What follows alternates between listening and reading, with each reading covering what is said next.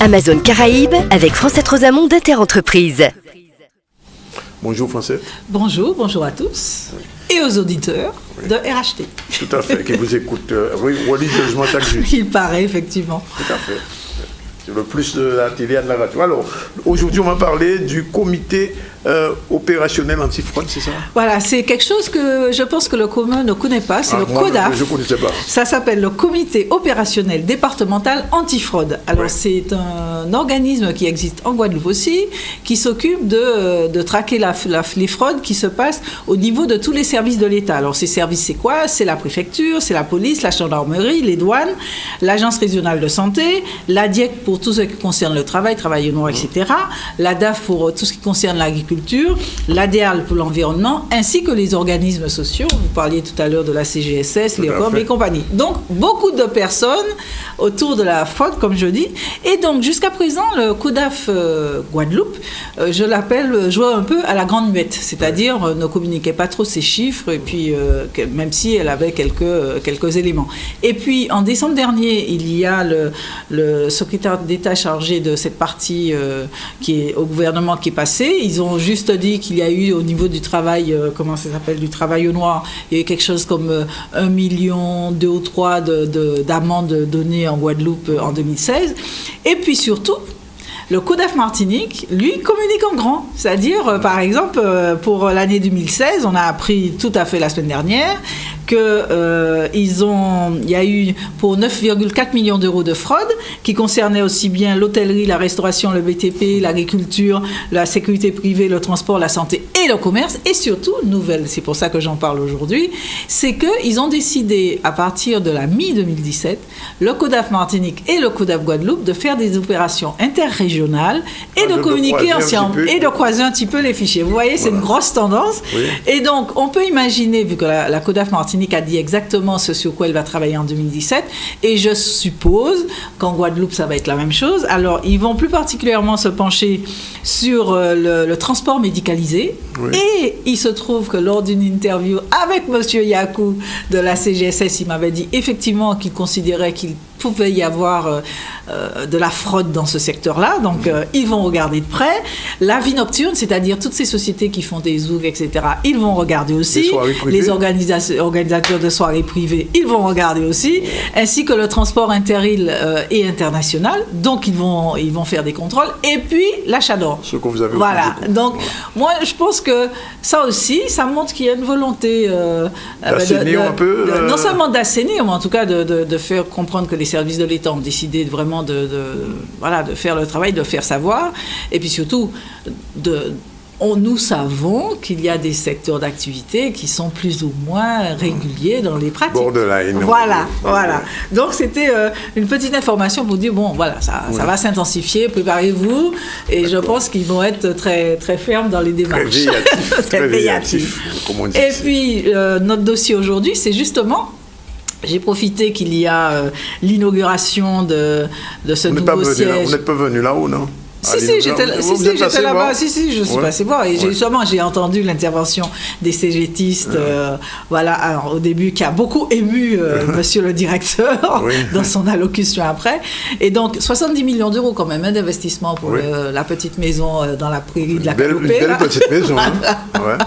Et donc, j'ai décidé aujourd'hui de parler de quelque chose qui rentre en application pour toutes les entreprises, quelle que soit leur taille, qui s'appelle la déclaration sociale nominative. Donc, c'est un dispositif qui depuis 3 ans est dans les tuyaux. Donc, toutes les grosses entreprises au-dessus de 10, ils sont déjà passés au fur et à mesure. Et là, maintenant, c'est toutes les entreprises qui doivent désormais faire une seule déclaration sociale et qui va après partir dans toutes les directions. C'est-à-dire, en gros, les entrepreneurs... pour la même chose, quoi. Voilà, les entrepreneurs font à peu près une trentaine de déclarations sociales par an, IOCOM, CGSS, etc., Pôle emploi, les mutuelles agricoles et tout, donc les caisses de retraite. Donc, à partir la DADS, la déclaration des salariés pour l'année 2016, donc tout sera, pour l'année 2017, tout sera donc une seule déclaration tous les tous les organismes sociaux seront informés. Alors, l'avantage, c'est qu'effectivement, pour l'entrepreneur, ça fait une seule déclaration et puis tout le monde est informé. Mais pour les salariés aussi, de très rapidement se rendre compte s'ils ne sont pas déclarés, par exemple, de très rapidement pouvoir faire un état de carrière quant au moment des retraites, etc. Enfin bref, et puis surtout au niveau de la CGSS et puis d'éviter les risques d'erreur, quoi. Voilà. Donc une opération très lourde. Alors il y a les entreprises de moins de 10 ne se sont pas montrées très actives pour entrer dans le dispositif, parce que c'est vrai qu'il faut acheter un logiciel particulier. Quand vous avez un salarié, que vous faites ça vous-même, déjà c'est compliqué, mais passer par un prestataire, bon, c'est en gros 22 € par fiche de paye, donc c'est, même si c'est pas beaucoup, mais quand vous avez un petit budget, c'est quelque chose. Donc la CGSS a pris conscience de tout ça, et donc ils ont décidé de créer une task force.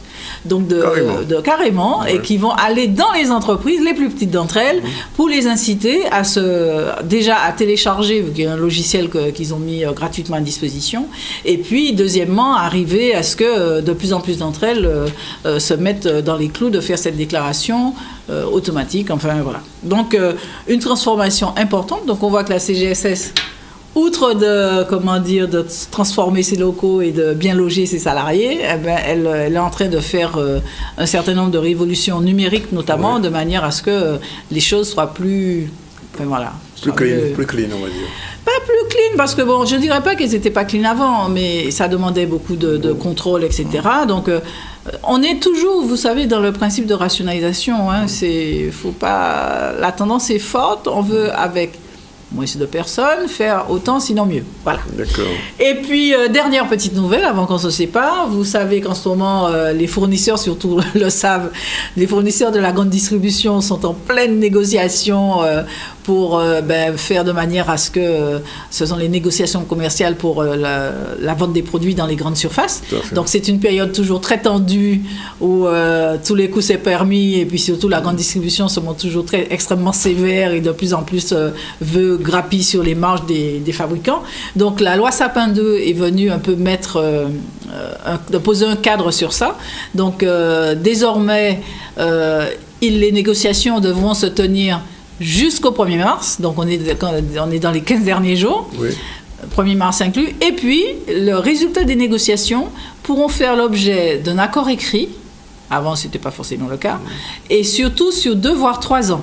C'est-à-dire que tous les ans, le producteur pourra ne pas se retrouver complètement en étau face à son distributeur et arriver à signer quelque chose avec un petit peu de champ pour pouvoir lui permettre de voir venir, quoi. Donc c'est là aussi la loi Sapin essaye de mettre un peu d'organisation et de fluidité dans des rapports qui sont souvent très conflictuels entre la grande distribution et les producteurs.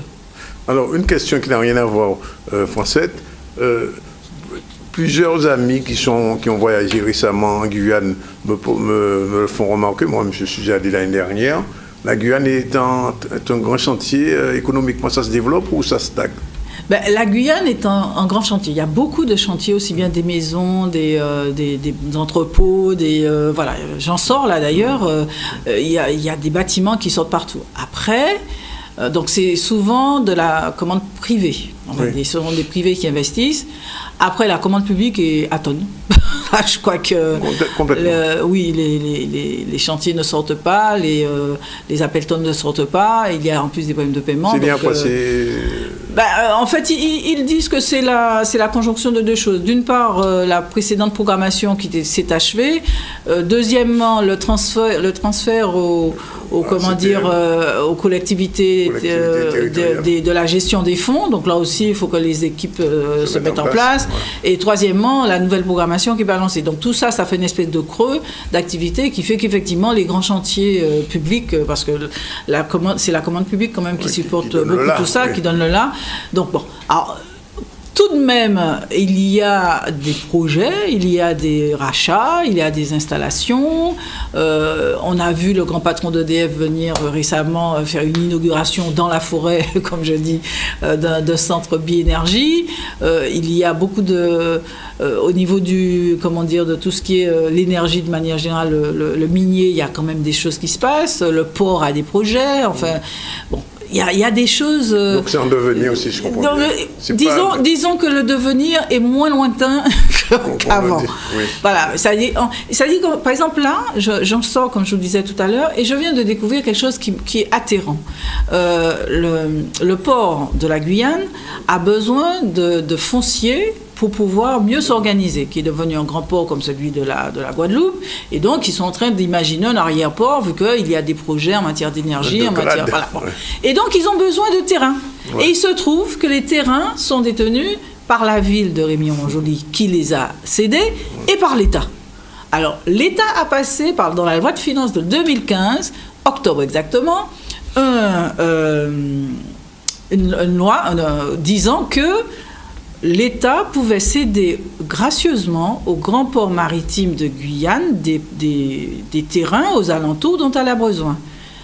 2015, octobre 2015, on est en 2017, les domaines, donc les services de l'État, n'ont toujours pas cédé les terrains pour des arguties, des machins, parce qu'ils veulent vendre, alors que le gouvernement a passé un texte. Donc là, vraiment, on se dit, qu'est-ce que l'État veut pour la Guyane, vraiment? Et je vous propose...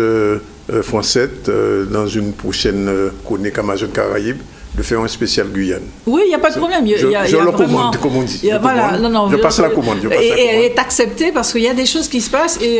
Et quand je vois le prix des billets d'avion, c'est vraiment dommage parce qu'il y a des choses qui se passent là-bas, il faut aller voir, quoi. Tout à fait. Amazon Caraïbes avec Francette Rosamond d'Interentreprise.